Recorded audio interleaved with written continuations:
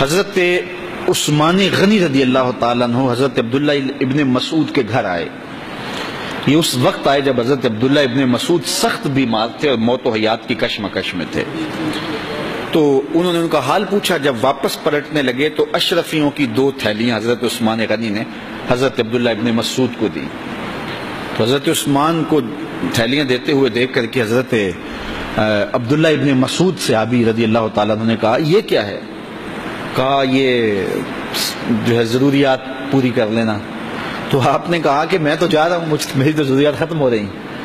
تو کہا حضرت آپ کی بیٹیاں تو ہیں, بیٹا تو ہے نہیں, تو یہ آپ کے بعد آپ کی بیٹیوں کے کام آ جائیں گے.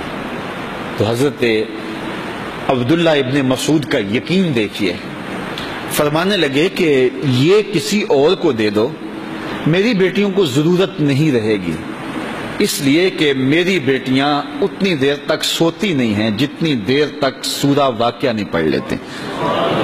اور میرے رسول نے وعدہ کیا ہے, اور یہ بات میں نے اپنے کانوں سے سنی ہے, کہ سورہ واقعہ جو ہے وہ فقر کو دور کرتی ہے, اور میری بیٹیاں سورہ واقعہ کی عامل ہیں. تو کہا کہ یہ پریشانی مجھے تو نہیں ہونی چاہیے کہ میرے بعد میری بیٹیوں کو رزق کہاں سے ملے گا جب ان کے پاس سورہ واقعہ موجود ہے. کہا یہ اٹھا لو اور جا کے اس کو دو جس کے پاس سورہ واقعہ نہیں ہے. تو روز سورہ واقعہ پڑھو, روز سورہ واقعہ پڑھو, تو دیکھنا رزق کے دروازے کیسے کھلتے ہیں.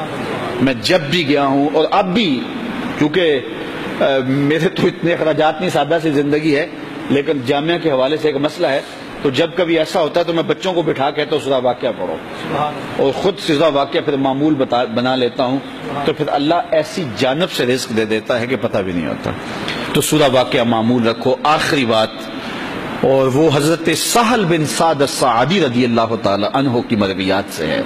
شکا رجل الی رسول اللہ دیک المعیشۃ والفقر. ایک شخص حضور کی خدمت میں حاضر ہوا, کہا حضور تنگ دست بڑا ہوں, کثیر العیال ہوں, بچے زیادہ ہیں, ذرائع آمدنی تھوڑے ہیں, میرے لیے کوئی نسخہ ارشاد فرمائیے. تو آقا کریم نے اس کو کیا نسخہ دیا؟ یہ سب سے آسان نسخہ, اذا دخلت الدار فسلم علیہ. جب گھر جائے تو گھر والوں کو السلام علیکم کہا کرو, جو ہی گھر میں داخل ہو السلام علیکم, اور اس کے بعد ایک مرتبہ سورہ اخلاص پڑھ دیا کرو, قل هو اللہ احد. یہ عمل شروع کر دو. تو کہا یہ بالکل آسان وظیفہ ہے, گھر جاؤ السلام علیکم, اور اس کے بعد ایک مرتبہ سورہ اخلاص.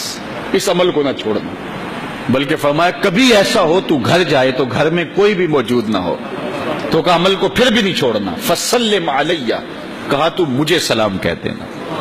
وہ اپنے نام لیواؤں کو تنہا چھوڑتے کب ہیں, جہاں ہم دم نہ ہو کوئی وہاں سرکار ہوتے. کہا کہ جب کوئی نہ ہو گھر میں تو کہا عمل نہیں چھوڑنا, پھر مجھے سلام کہنا, اور پھر ایک مرتبہ سورہ اخلاص پڑھ دینا. وہ صحابی کہتے ہیں میں نے عمل شروع کر دیا, گھر جاتا السلام علیکم, گھر والے بھی خوش, اور اس کے بعد سورہ اخلاص بیٹھنے سے پہلے پڑھ لیتا. اور اگر گھر میں کوئی نہ ہوتا پھر تو مجھے چاہ چڑھ جاتے, پھر میں یا نبی سلام علیکہ پڑھتا, پھر حضور کی بارگاہ میں سلام پیش کرتا. اور ملا قاری نے اس پہ گفتگو کی ہے مرقات شرح مشکات کے اندر کہ آخر حضور کو سلام کیوں کہنا. انہوں نے جو لفظ کہے ہیں لفظ سنیے, وہ کہتے ہیں لِأَنَّا رُوحَهُ عَلَيْهِ السلام موجود فی بیوت المسلمین, اس لیے کہ آقا کی روح مومنوں کے گھروں کے اندر فیض بانٹ رہی ہوتی. تو کہا پھر مجھے سلام کہہ دینا. وہ کہتے ہیں میں جاتا اور حضور کو سلام کہہ دیتا, اور اس کے بعد سورہ فاتحہ سورہ اخلاص پڑھ دیتا. پھر ہوا کیا, اللہ اکبر. ہمارے استاد کہتے تھے اگر کسی کے اندر حسد ہوگا تو وہ یہ عمل نہیں کر سکتا, حسد نہیں ہے تو وہ عمل شروع آج ہی کر دے. وہ کہتے ہیں حتی افاد اللہ جیرانہ, اس عمل کی برکت سے میں نے تو امیر ہونا ہی ہونا تھا, میرے ہمسائے بھی امیر ہو گئے.